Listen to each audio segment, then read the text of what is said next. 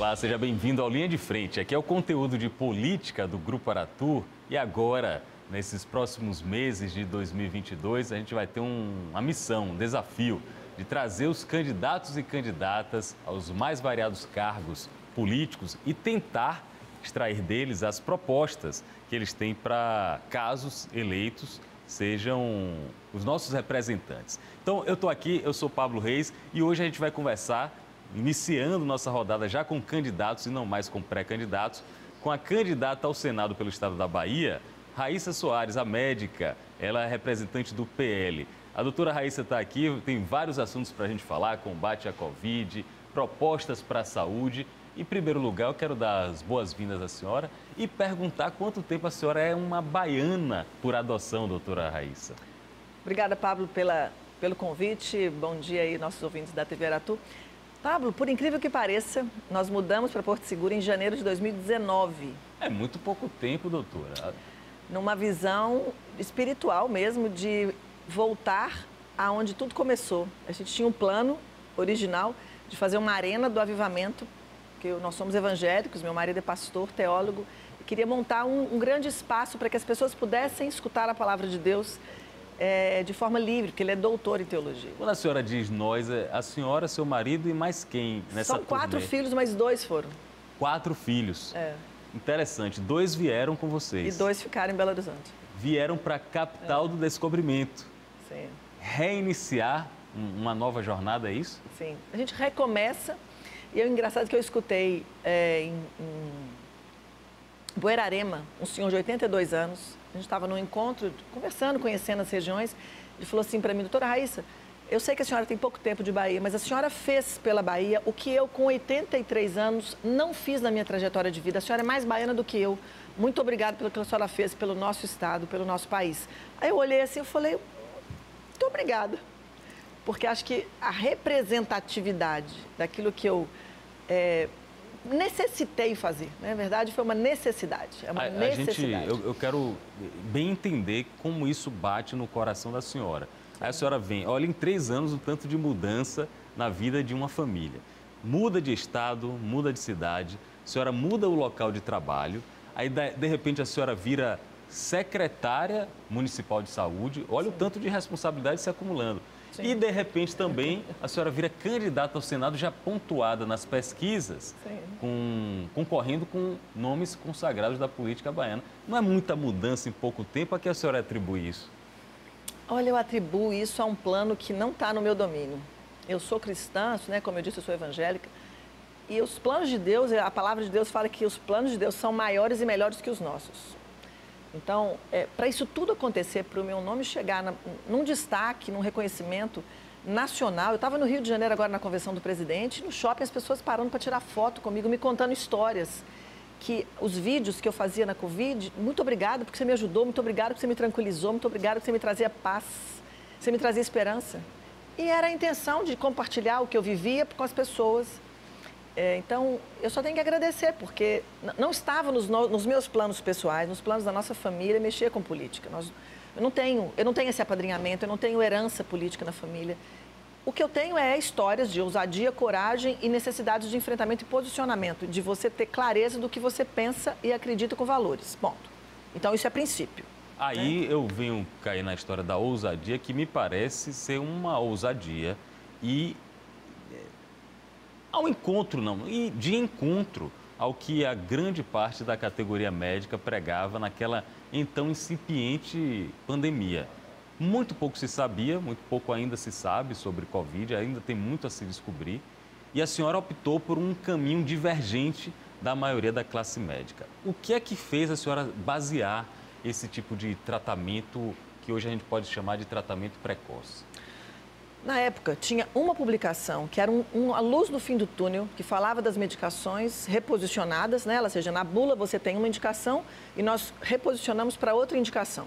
Tinha uma luz no fim do túnel, isso janeiro, fevereiro de 2020, e dizia: em laboratório essas medicações funcionam. Nós não tínhamos alternativa. Porto Seguro tinha tido um hospital fechado em 2018. Porto Seguro não tinha um hospital municipal. Só tinha um hospital estadual que eu era plantonista, de onde eu fui demitida. 24 horas, quando eu fiz o vídeo para Bolsonaro, eu fui demitida, em plena pandemia. Então, eu vivi aquela realidade do hospital, que passou a ser referência de Covid para o extremo sul da Bahia, para 600 mil pessoas, que vivia lotado. E a doença falava lá no exterior, precisa de internação, precisa de oxigênio, intubação. A sala de emergência da UPA, a maior UPA de Porto Seguro, ela era depósito de material. Ela não era utilizada. As pessoas não utilizavam. O paciente chegava grave na UPA, a maior UPA, que é a Frei Calixto em Porto Seguro, rapidamente colocavam dentro de ambulância para levar para o hospital. Isso era um grande problema na cidade. Eu falei, gente, se essa doença precisa disso tudo, aqui vai morrer todo mundo. Então, eu falei, aonde? Vamos buscar alternativas. O então secretário de Saúde, Kerris Ruas, a quem eu mando um abraço e um respeito muito grande, porque ele era o secretário da Saúde em 2020 e eu me ofereci para ajudá-lo, porque eu já tinha vivido caso de ebola em Belo Horizonte, eu era a linha de frente. Caso de sarampo em Belo Horizonte, eu tive que ir para a linha de frente. Então, eu falo que eu sou movida a desafios e epidemias de dengue em Belo Horizonte, eu liderei 3 epidemias junto com a Secretaria de Saúde. Raíssa, vem cá. Tinha que criar soluções rápidas para se resolver o problema. Então, eu falei, secretário, eu já vivi várias epidemias, olha, eu não sei o que fazer, mas deixa eu te ajudar. Eu era funcionária da prefeitura, médica do PSF da cidade e trabalhava na rede privada. Então, naquela época, era o que a gente tinha na ponta. E nós fizemos o Comitê Operacional de Emergência com vários profissionais, convidamos, eu mesma convidei colegas do Hospital Estadual, médicos, para poder ponderar as melhores decisões e, num consenso, vamos tentar. E aí começou a tentar. Só que essa tentativa, as pessoas melhoravam. O asilo foi o marco inicial.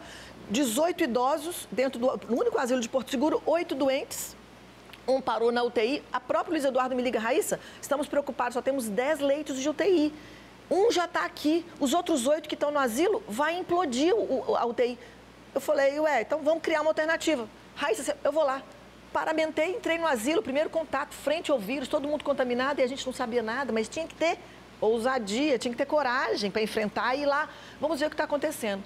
Chamei o diretor do asilo e falei, olha, não sei se funciona, nós estamos tentando, mas tenta.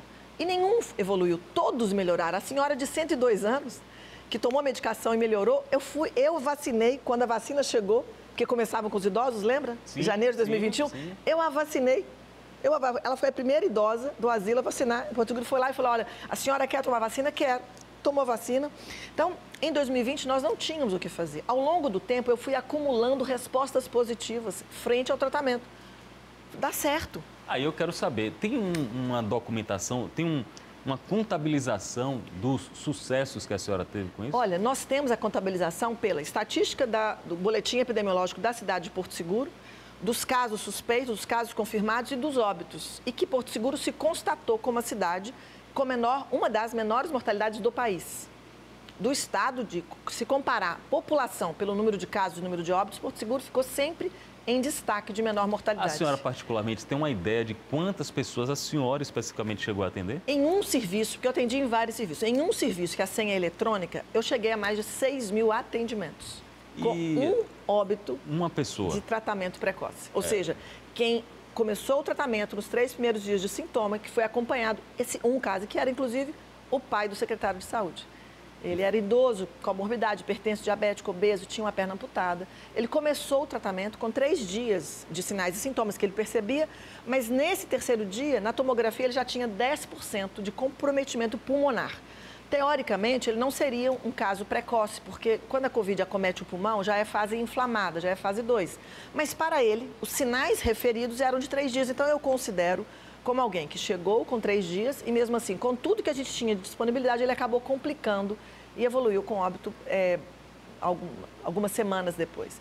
Mas fora disso, a gente não teve óbito, ou seja, quando eu anunciava os vídeos, eu falava assim, gente, olha só, faz aqui, faz aquilo lá, eu tenho que atribuir a um esposo. Geraldo escutava os directs do YouTube, do Facebook, falava, meu bem, as pessoas estão com dúvida disso, meu bem, as pessoas estão com dúvida daquilo. Eu acordava de manhã, vinha e eu estou assim, eu vinha ao programa Linha de Frente com um uniforme de trabalho, em homenagem ao Linha de Frente aqui da TV Aratu. Obrigado. E aí eu usei esse tipo de roupa 5 meses consecutivos em 2020, porque era domingo a domingo, trabalhando 12, 14 horas por dia. Aí de manhã, meus vídeos eram sempre com essa roupa, porque era cedo, 6 horas, 6h30. Geraldo falava, meu bem, as pessoas estão com dúvidas sobre fase 1 e fase 2, elas estão confundindo. Porque elas colocavam nas dúvidas no chat. Gente, presta atenção, fase 1, fase 2. E eu levava informação na tentativa de esclarecer, trazer paz, Esperança. Gente, olha, calma. Contaminação. Olha, você está doente, fica em casa. Não, realmente evita circular. Vamos...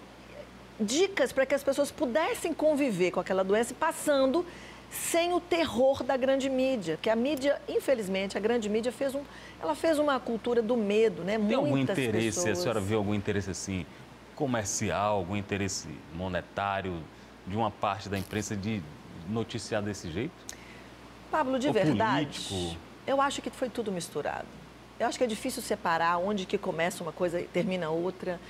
E eu sei que nesse cenário, que era de medo, era insegurança, era um cenário de falta de esperança mesmo. As pessoas achavam assim, todo mundo da minha família vai morrer, eu vou morrer.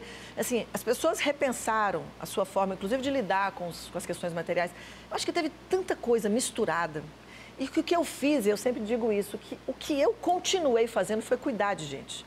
Então, eu não me envolvi em questionamentos, eu não coloquei minha opinião sobre A ou B, o que eu acho, se tem indústria farmacêutica por trás, se tem planos mirabolantes atrás. Eu não envolvi nisso, porque eu não tinha tempo, eu tinha necessidade de cuidar das pessoas e atender pessoas. Então, o que eu fiz por isso que eu tenho sempre que dar valor ao esposo, que fez todo o bastidor. Então, Geraldo providenciou medicação. Olha, eu deixo um abraço para os empresários de Porto Seguro que vão estar nos escutando. Empresários de Porto Seguro tem 1.500 hotéis. São 66 mil leitos em Porto Seguro. E essa rede hoteleira, a rede de restaurantes de Porto Seguro, o pessoal de Trancoso, esses grupos, essas associações de empresários, eles bancaram mais de 10 mil tratamentos dentro de Porto Seguro. Por isso que a gente tinha tanta convicção que dava certo. Então não era do SUS, né? Não era do SUS. Eram medicações oferecidas porque eles acreditaram. Eu falei assim, gente, nós temos que deixar a cidade aberta. Como deixar a cidade aberta? Eu falei, gente, vamos tratar, vamos fazer profilaxia. Eles ofereceram profilaxia para os funcionários da linha de frente do hotel. Porto Seguro ficou aberta. Porto Seguro não teve crush econômico, não destruiu a economia de Porto Seguro. Os hotéis ficaram abertos. As pessoas iam a Porto Seguro e falavam assim, parece que aqui não tem pandemia. Porque nós tivemos casos, mas tratávamos precocemente, tínhamos centros de Covid, como secretária de Saúde, em 2021, onde ali a vacinação começou. Nós fizemos uma campanha de vacinação com velocidade, a gente era recorde de vacinadores dos municípios do Extremo Sul. Vocês lembram que quanto mais vacinados, mais rápido chegavam as remessas, porque o governo federal comprou vacina. O Estado distribuía. E as cidades, no caso da Bahia, elas recebiam conforme meta de vacinados. Então, Porto Seguro era campeã de velocidade. E a gente fazia campanhas e era forró com vacina. Aqueles que queriam. Eu sempre me posicionei contrária à vacina na obrigação. Obrigatoriedade. Obrigatoriedade não, liberdade sempre. Então, eu sempre fui contra a obrigatoriedade. Não obrigue. Quem quer vacinar, vacine. Quem queria, tinha rápido política pública de ter feito a vacinação. E como secretária de Saúde, a gente fez uma política, olha só, os nossos centros Covid, nós fizemos 5 centros Covid em Porto Seguro, uma cidade que na geografia dela, ela tem Caraíva, que está 2h30 do centro, Trancoso, que eu tenho que atravessar a balsa, Arraial, que eu tenho que atravessar a balsa, e o centro de Porto Seguro.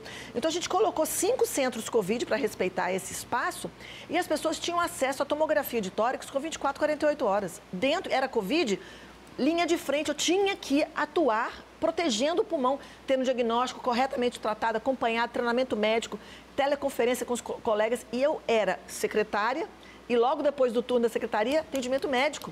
E eu continuava atendendo, eu ficava até 2 horas da manhã atendendo no consultório privado, porque no SUS a gente não pode acumular funções. E as pessoas falavam, mas doutora, eu falei, gente, a pandemia está aí. Aí eu terminava a Secretaria de Saúde, atendimento, até terminar o último caso. Estou conversando com Raíssa Soares, médica intensivista, clínica, e agora candidata ao Senado. Ela está relatando para a gente a experiência em combate à Covid-19, principalmente na região de Porto Seguro. A senhora falou, é uma questão logística importante. Porto Seguro tem uma geografia diferente dos outros municípios. Eu imagino que para montar esses centros tenha sido um verdadeiro quebra-cabeça. E eu estou curioso para saber o momento em que a senhora já conheceu o presidente Bolsonaro? Como foi esse encontro, esse contato? Não tinha contato, era apenas admiradora à distância, era uma brasileira que olhava e falava assim, gente, que homem de coragem. Que homem de coragem. Quando ele foi vitorioso em 2018, a gente tem vídeos, a gente comemorando. Pela primeira vez na vida, a gente foi para a rua para comemorar a vitória de um presidente. Nosso filho menor, ele dá para ver, porque hoje ele tem 16 anos, então ele estava ainda assim, quase do meu ombro, hoje já me passou. Então, inclusive a imagem de Davi, dava para a gente ver. Era admiradora à distância, né, seguindo a nossa vida. Quando eu faço o vídeo para Bolsonaro, foi um ato de desespero. Por quê? eu atendi, um dia antes, do dia 30/6/2020, que era o aniversário de Porto Seguro, um paciente de Itapetinga. E aí eu falei, Itapetinga, vocês têm parte nessa história, viu?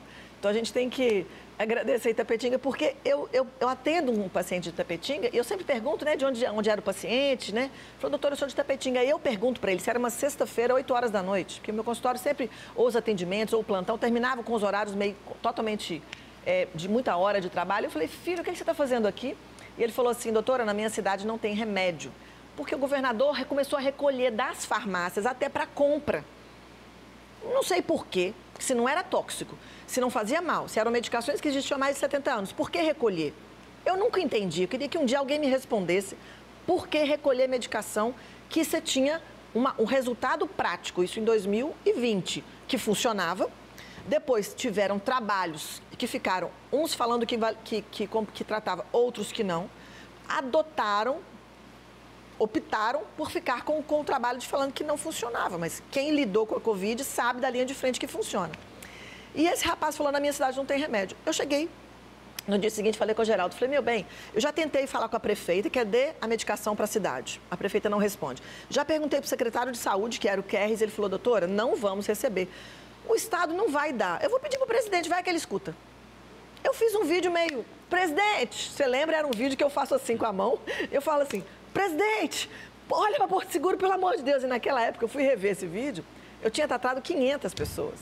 Falei, presidente, eu já tratei 500, funciona, manda para Porto Seguro. E na época, os jornais falavam que tinha a hidroxicloroquina do Exército Brasileiro, para o Brasil todo. Eu falei, por favor, olhe para cá. Porque qual que era o meu receio? Ia implodir Porto Seguro.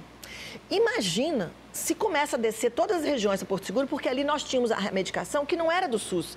Era a medicação dos empresários, porque nós garantimos atendimento e entregávamos a medicação. As pessoas não pagaram por isso, porque era doação, era aquela força-tarefa coletiva da sociedade em prol do povo. Aí eu falei assim, olha, vai que essas pessoas vêm para cá, nós vamos implodir, porque não tem hospital. Esse hospital, onde foi o epicentro de tudo, que é lá tem 2 hospitais privados pequenos, são 14 leitos. Eu não ia aguentar. Não ia aguentar, eu falei... Olha, eu preciso conseguir remédio para que Porto Seguro possa ajudar as demais cidades.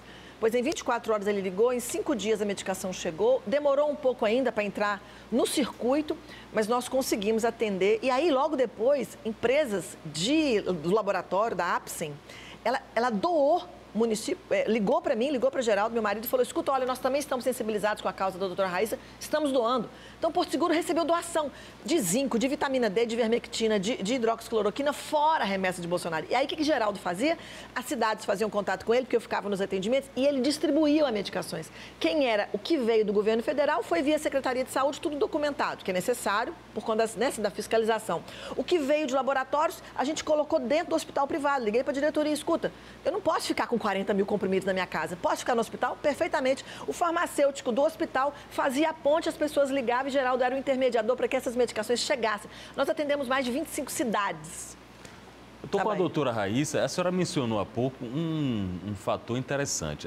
Os medicamentos que não são proibidos, os medicamentos que não são tóxicos, os medicamentos que são aprovados pela Anvisa, sim, a mesma que aprova as vacinas. Eu queria saber, a senhora já deu rapidamente uma sinalização de como a senhora pensa. As vacinas aprovadas pela Anvisa são seguras? Olha, quando a Anvisa libera uma vacina, ela está dizendo que pode vacinar. É por isso que a Anvisa tem que dar um parecer técnico para a população. Isso entra num programa de distribuição, por isso que ela ainda ela não está no Programa Nacional de Imunização, porque precisa vencer a questão tempo.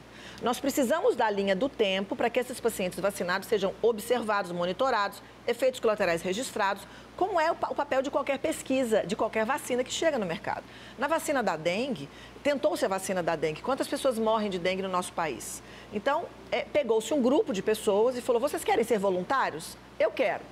Acompanhou esse grupo de voluntários e viu que esse grupo de voluntários monitorados que receberam vacina de dengue, quando tiveram dengue, tiveram a forma mais grave da dengue do que quem não foi vacinado. O que aconteceu? Suspendeu a vacina de dengue. A vacina de dengue não foi disponibilizada. No caso da Covid, a vacina que deveria ter um monitoramento chamado farmacovigilância, é uma vigilância dos efeitos. A gente teria que estar tendo isso com muito mais rigor do que tem hoje. É o que eu digo, um dos projetos de Senado que nós precisamos, se isso não acontecer como política do Executivo, como senador eu preciso lançar isso e conversar com os meus colegas do Senado para falar assim, olha, nós precisamos implantar uma política de proteção à população. Entrou um vírus no nosso país e no mundo. Qual é o plano de acompanhamento, de monitoramento, de educação à equipe médica, aos enfermeiros, aos profissionais de saúde, para eles saberem, porque o vírus Covid chegou no Brasil. E aí, eu pergunto, quantas pessoas que nos escutam agora aqui, que você sabe que a pessoa teve Covid e que tem algum efeito colateral hoje, ela tem ainda resquícios como uma complicação da doença. Eu conheço várias pessoas que, por exemplo, nunca tiveram artrite reumatoide, eu conheci médicos, inclusive no Rio de Janeiro, aqui me mostrou os dedinhos tortos de artrite reumatoide no pós-doença Covid. Quantos casos de hipotiroidismo foram desenvolvidos no pós-Covid? Quantos casos de alteração da coagulação com várias embolias? Eu, com 28 anos de medicina, Pablo, eu nunca vi tanta embolia na minha vida. O que é embolia? É uma doença que a pessoa forma um coágulo e o coágulo entope aquele vaso sanguíneo. Então, aquele órgão onde o sangue não vai chegar, aquele órgão aqui ó, era para receber sangue, entupiu aqui. Aqui não vai chegar sangue, esse órgão morre. A embolia, ela pode ser fatal. Uma embolia pulmonar maciça mata na hora. A pessoa que tem um... Então, nós passamos a ter doenças embólicas como nunca na vida. Nós passamos a ter casos, e isso vale. Aí fala assim, doutor, você está falando que isso é a vacina? Não, eu estou falando que isso é o vírus Covid. Porque é a doença Covid que tem a proteína spike, que é o agente que machuca na Covid, é a proteína. O vírus é uma mona, tem os espetinhos. Um espetinho daquele é chamado proteína spike. Essa proteína spike é causadora de inflamação e coágulo, em graus variados, porque depende do sistema imunológico. Essa proteína spike também é introduzida na vacina nas pessoas que estão sendo vacinadas. Então, a proteína spike vai gerar inflamação e coágulo. Por isso que você tem pessoas que tomam vacina e não tem nada. Você tem pessoas que tomaram vacina na primeira dose e, de repente, a vida adoeceu. Você tem pessoas que, na segunda dose ou na terceira dose, começaram a ter efeitos. Então, o governo federal precisa ter uma política pública, como temos projetos políticos de hanseníase. A hanseníase, a lepra, existe hoje uma pasta no Ministério da Saúde chamada hanseníase, que é linha de cuidado da hanseníase, linha de cuidado da tuberculose, linha de cuidado da dengue, tem que ter linha de cuidado de Covid-19. Então seria uma proposta da possível senadora Sim. Raíssa Soares. E se a Raíssa Soares não for senadora, por favor, senadores, Ministério da Saúde tem que colocar lá linha de cuidado Covid-19. Bora falar sobre política, senão a gente não consegue esgotar tudo. Política é um tema importante, é uma política, eu posso dizer, neófita.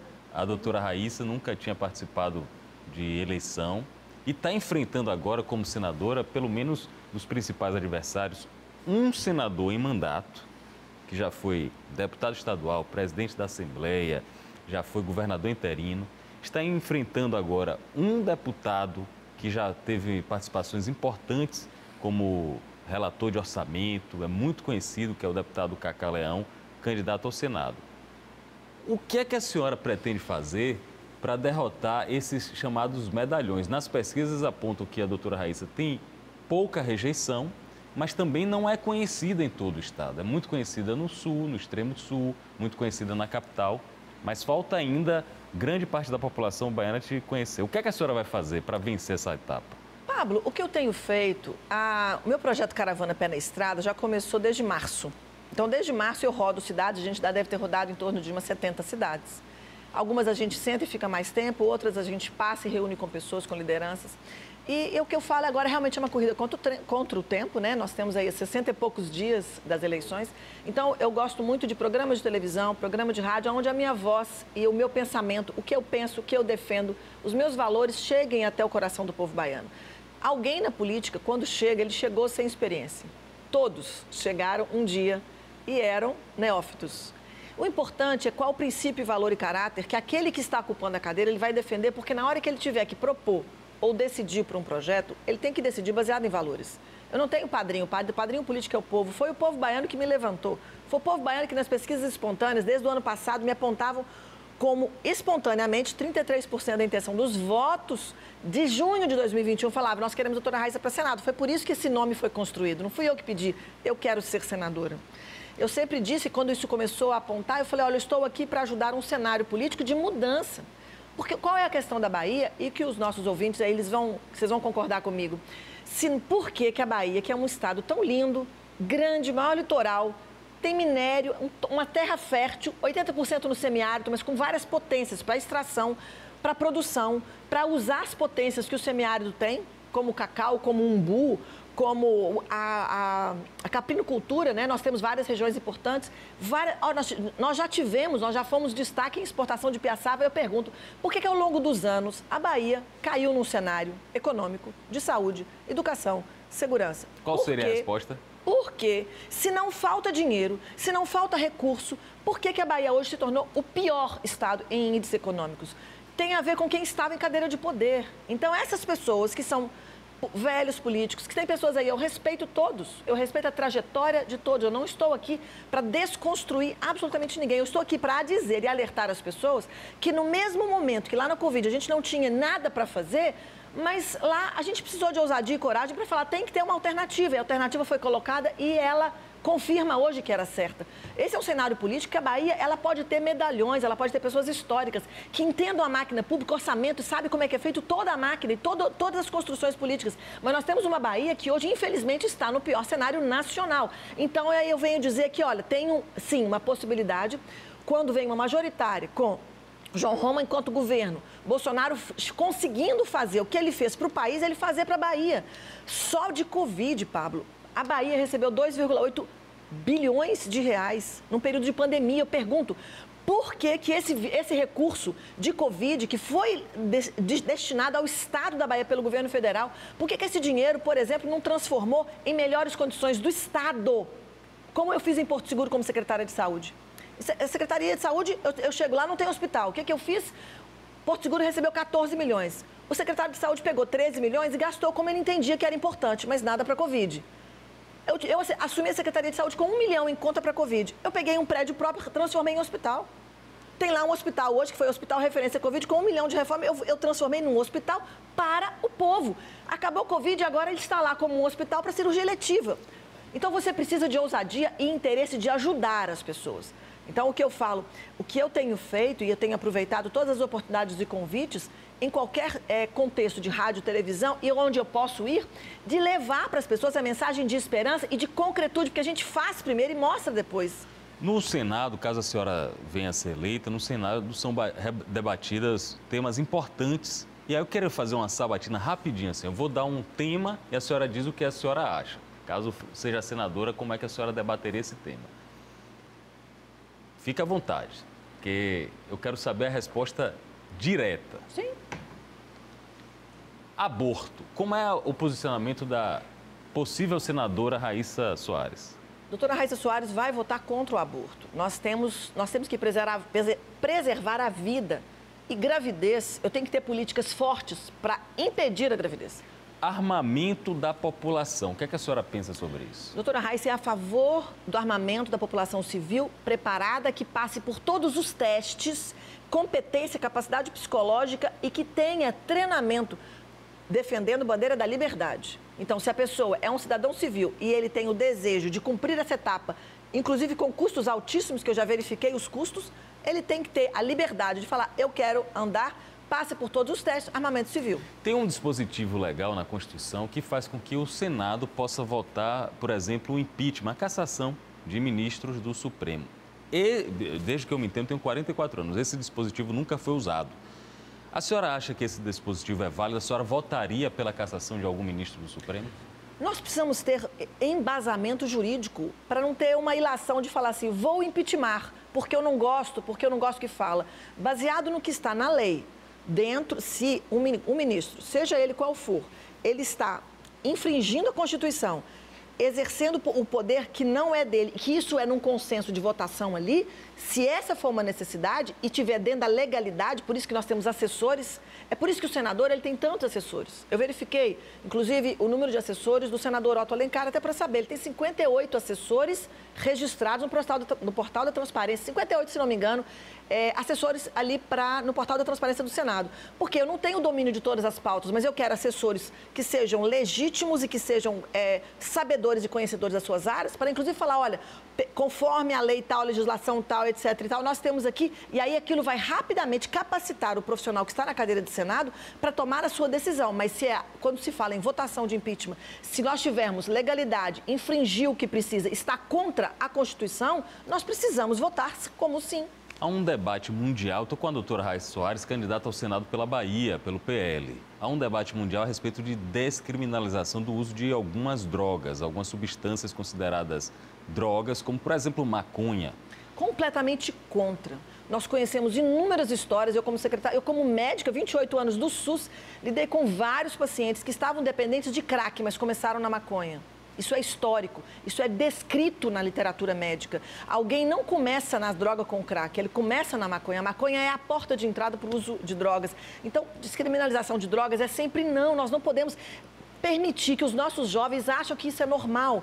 Por quê? Porque, comparando com os outros países, o Brasil não tem a maturidade que outros países têm e o caos social e psicológico, inclusive com morte súbita, com cardiopatia, cardiomegalia, como nós tivemos pessoas famosas aí com morte súbita, quando vai ver ele já tinha o coração doente por uso crônico de cannabis. Então, uma coisa é o princípio ativo do canabidiol, que hoje é uma linha que as famílias têm buscado como óleo extraído da maconha para tratar algumas doenças. Conheço várias famílias e crianças que usam canabidiol como uma substância, inclusive para tratamento de epilepsias graves. Isso é outra coisa. Agora, liberação de drogas é não. A gente vê a população muito revoltada com a questão da violência e da insegurança. E muita gente alega que o Brasil é leniente, é condescendente com suspeitos e condenados por crimes. O que a senhora acha de pena de morte, prisão perpétua e diminuição da maioridade penal? Pena de morte é algo muito complexo, porque você está dizendo que aquela pessoa, ela nunca mais vai se recuperar. Então, pena de morte é algo, inclusive, que tem que ser muito bem discutido, porque senão você vai ser leviano e vai falar, o cara cometeu tal crime, é pena de morte. É algo para se estudar, mas nós temos que preservar vida. Então, pena de morte, para mim, é algo que preciso estudar até para saber, tem alguma condição que é pena de morte? Não sei. Eu hoje falaria não. Pode ser que para frente, estudando e vendo análise, diagnóstico médicos, mas para mim é não. Acho que as pessoas têm sempre... Olha, eu sou cristã. As pessoas têm sempre a capacidade de mudar de trajetória. Prisão perpétua e maioridade penal reduzida. Prisão perpétua. Olha, tem crimes tão hediondos, que a prisão perpétua, ela para mim passa a ser uma possibilidade, porque você tem uma recriminalização. As pessoas, aquele reincidência de crimes, e para os crimes hediondos, prisão perpétua, eu, por exemplo, se eu tivesse que votar hoje, sem nenhum assessor, eu votaria sim, porque acho que tem pessoas que não se ressocializam. Posso mudar de opinião, por isso que eu deixo claro aqui que eu sou nova num tema, mas eu não tenho dificuldade de me posicionar, mas também não sou rígida para falar que eu nunca mudo de opinião, desde que mantenha princípios. E 18 anos a pessoa cometeu um crime? Olha, considerando a necessidade que nós temos de tratar os nossos jovens que estão usando a sua menor idade para ser, inclusive, traficantes, eles usam... Eu não sei se votar imediatamente com essa redução, mas como políticas de enfrentamento para cuidar desses adolescentes de uma forma mais, com propostas que sejam de recuperação desses jovens. Porque senão você vai misturá-los com grandes criminosos e ali é a escola do crime organizado. Então, é uma pauta também que precisa ser discutida, trazida, escutar especialistas, estudar sobre o assunto, mas políticas de recuperação desses jovens e não torná-los tão igual criminosos quem tem mais de 18 anos. Essa é a ponderação que eu faço hoje. Raíssa Soares, médica, mãe, candidata ao Senado, mineira, a senhora é mineira mesmo? Baianeira. Baianeira. Eu sou de Belo Horizonte. Veio de Belo Horizonte há 3 anos, mas já tem um carinho de grande parte dos Cidadão porto-segurense. Boa. Ariana Prates, nossa presidente da Câmara de Vereadores de Porto Seguro, já me anunciou que em agosto agora teremos a nossa cerimônia de recebimento do meu título de cidadão porto-segurense. É um prazer conversar com a senhora. Muito obrigado pela presença. Boa sorte na caminhada. Aqui é o Linha de Frente, conversando com os principais candidatos nesse ano movimentado de 2022, não é isso? Muito obrigado, povo baiano, muito obrigado, TV Aratu, um prazer estar aqui com vocês. Que bom que a minha voz e a minha fisionomia chegou até a casa de vocês. Deus abençoe a todos. Obrigado a todos pela companhia, até um próximo encontro aqui no Linha de Frente. Até mais.